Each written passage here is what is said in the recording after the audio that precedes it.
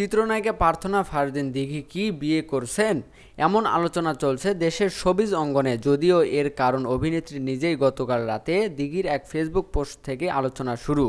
একটি বিয়ের card post করেন তিনি। কার্ডটির একটি অংশে লেহেঙ্গা পরা তার একটি ছবি দেখা গেছে, আর বাকি অংশ তিনি ঢেকে রেখেছেন হাত দিয়ে।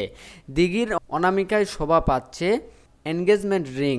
ক্যাপশনে দিঘি লিখেছেন, আর অপেক্ষা করতে পারছি না, সবকিছুর জন্য আলহামদুলিল্লাহ।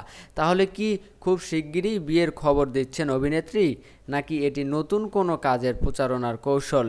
দিঘির পোস্টের কমেন্ট বক্স কৌতূহলী ভক্তরা নানা সীমাকরণ মেলাচ্ছেন, তবে কারো কমেন্টের উত্তর দেননি দিঘি। বোঝাই যাচ্ছে বিয়ের গুঞ্জন উস্কে দিয়ে রহস্য করছেন তিনি। এ বিষয়ে জানতে দিঘির মোবাইল নাম্বারে একাধিকবার কল করা হলে তিনি সাড়া দেননি। মেসেজ পাঠালেও উত্তর আসেনি। তবে মুখ খুলেছেন দিঘির বাবা ও অভিনেতা সুব্রত। তিনি বলেন, বিয়ে নাকি কোনো কাজের ঘোষণা তা আজ সন্ধ্যায় জানা যাবে। দিঘি বিষয়টি পরিষ্কার করবে।